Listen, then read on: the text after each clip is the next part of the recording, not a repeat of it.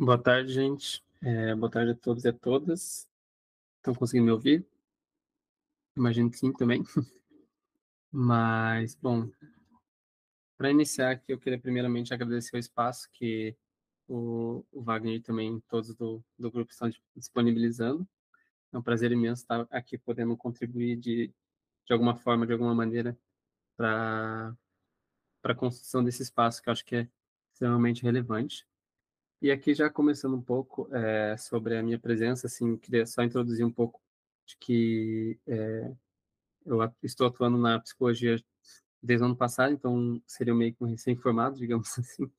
E desde que eu me formei, estou atuando na clínica, tanto no grupo, no espaço particular, como com crianças também. Então eu tenho bastante dessa percepção de uma clínica mais geral, assim. E o espaço onde eu mais ocupo para trabalhar e atuar dentro desses conceitos é o grupo Catarse. Cá estamos. Mas eu acho que é bem importante as falas do Bruno hoje também nessa ideia de abranger novos espaços para pensar em conceitos e trabalhar eles dentro de uma prática clínica dentro do nosso contexto aqui dentro do país, no Brasil, no caso, né?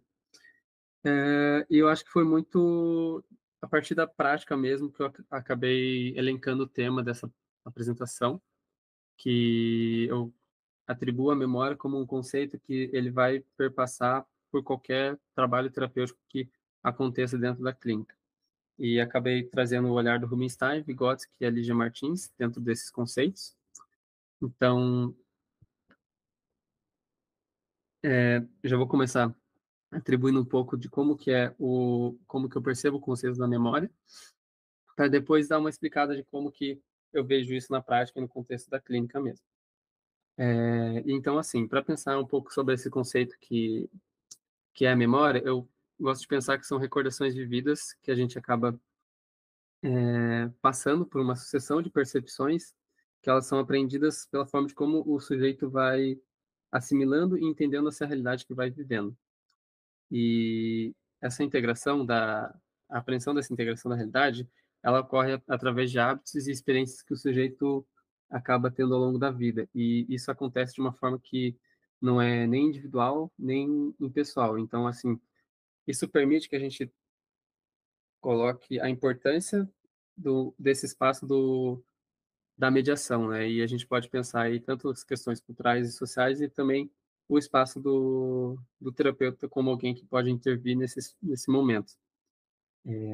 Agora, a ideia seria passar por quais componentes que integram esses aspectos da memória dentro da linha de raciocínio que eu vou seguir, já pensando na percepção, que é um ponto que eu toquei agora no início, e já colocando ela como um ponto bem relevante, porque ele aparece como uma forma que vai ter um conjunto de determinados aspectos que vão ser atribuídos vários significados no reconhecimento de uma identificação ou de algum objeto. Então, essa percepção ela vai estar muito recorrente quando a gente vai recordar algo ou alguma coisa que acaba surgindo. E isso através de uma percepção muito singular, que foi construída pelo contato com o social, por exemplo. Então, a partir desse raciocínio, a gente consegue pensar que nas percepções vão aparecer as formas como a gente acaba solucionando alguns problemas ou se relacionando com a realidade em si. E dentro do contexto clínico, cabe a gente pensar em como que isso vai aparecendo em cada sujeito. É, bom, Wagner comentou que não está passando slide, só um pouquinho. Eu vou tentar mudar um pouquinho. Eu vou tentar compartilhar de outra forma, rapidinho, gente. Compartilhar pela janela aqui, então.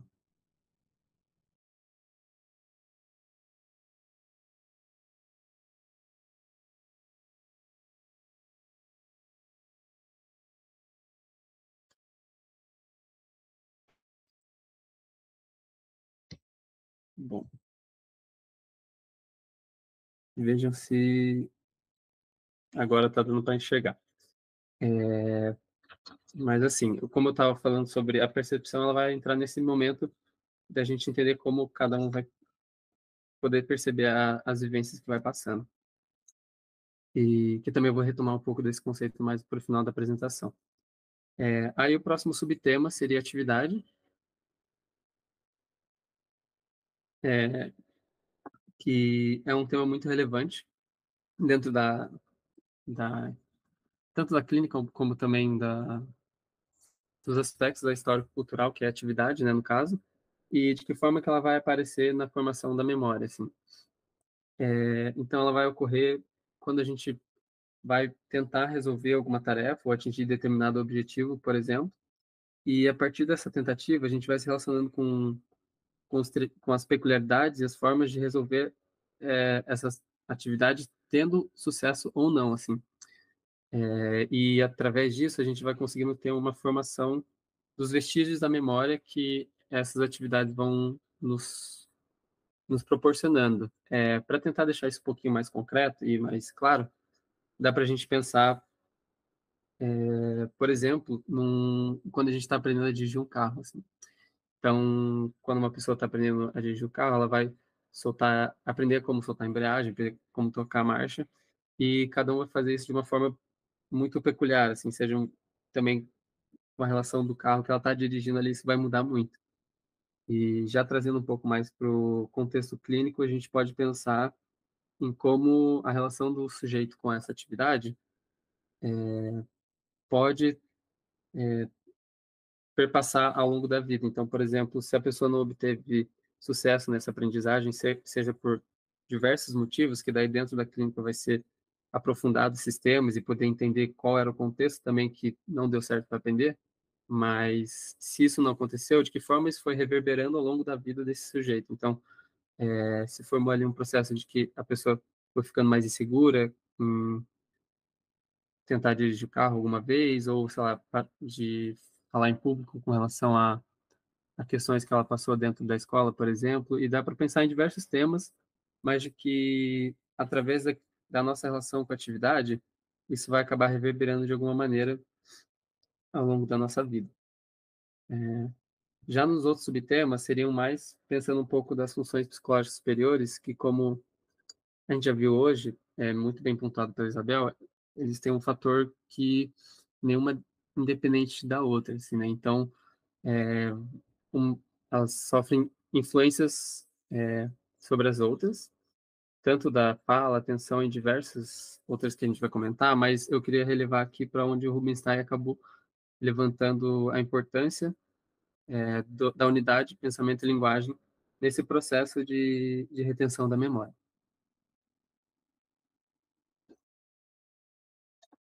Bom, através da linguagem, a gente consegue trazer mudanças qualitativas quanto a essa memória, principalmente porque ela permite que os fenômenos que antes eram memorizados de formas concretas e imediatas, elas ocorram de uma maneira mais abstrata.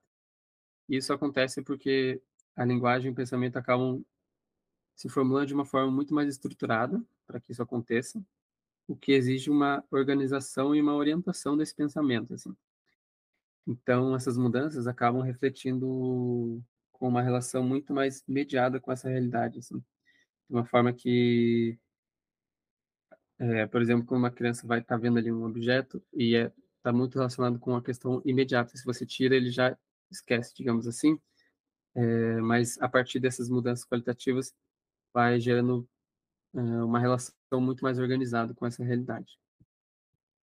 E esses pontos, eles permitem também que ocorra uma memorização verbal e conceitual, permitindo acessar essas memórias com os pares que a gente vai tendo, assim, né? Tanto no contexto social com qualquer outra pessoa, mas também dentro desse ambiente clínico, assim, que a gente vai pensando.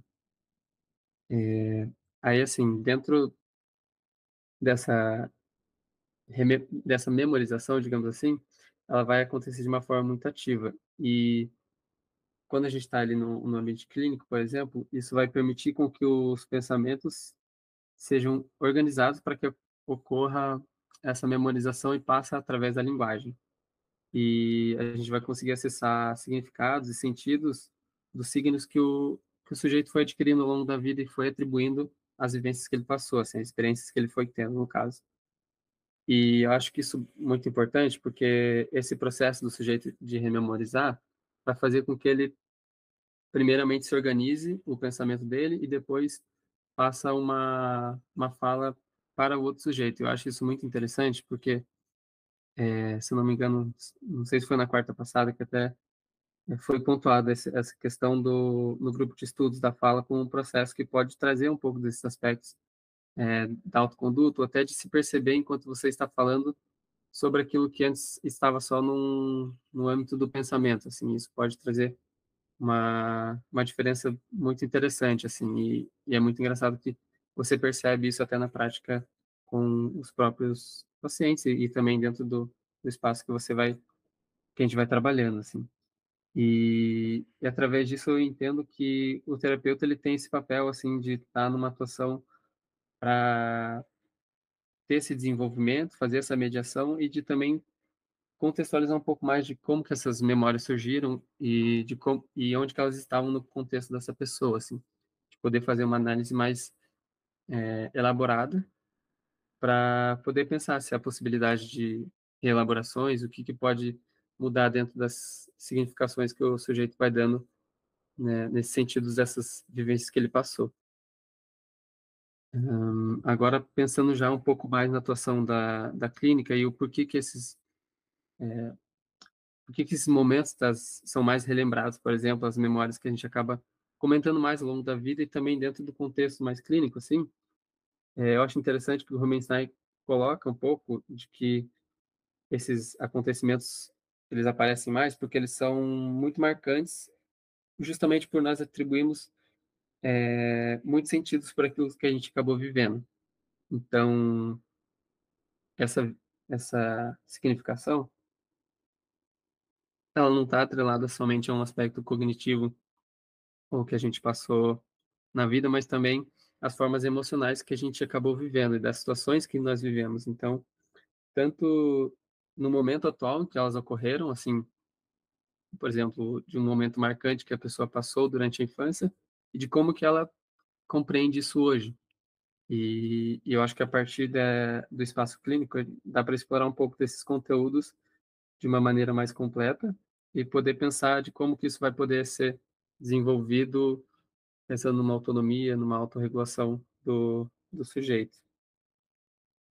Então eu coloco bastante a percepção de ter uma intervenção muito ativa do psicólogo para nesse sentido, de poder, explorar esses temas intencionalmente e, através disso, conseguir, entender um pouco mais desse contexto que vai sendo realizado essas memórias que elas vão sendo elaboradas, no caso, né. Então, já para concluir um pouco de como que eu vejo esse processo da memória dentro da clínica, eu coloco como um tópico extremamente relevante, porque ele permite o acesso desses conteúdos, experiências que a gente acaba vivenciando, e o terapeuta ele também vai aparecer como esse mediador, que permite um olhar mais abrangente sobre esses fenômenos. E acho que é importante também, algo que me lembrou de alguns grupos, estudos que a gente foi vendo, de como que essa mudança ocorre, acho que é muito curioso que perpassa, querendo ou não, pela consciência de vários eventos que foram acontecendo ao longo da vida.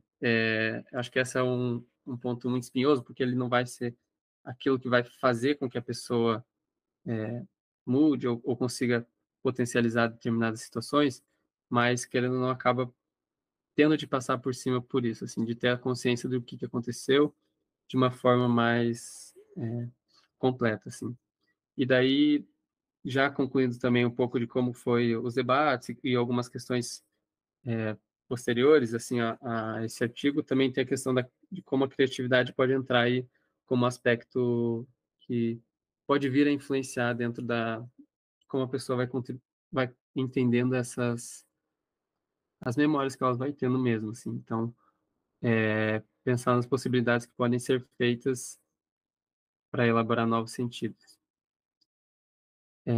No mais é isso. eu acho que sobre a memória e sobre esse tema, eu vou deixar em aberto para as perguntas. Essas foram as referências que eu utilizei para o artigo e, bom, queria agradecer também o espaço que vocês forneceram. Estou aí para responder as perguntas pertinentes que vierem. Vou interromper aqui.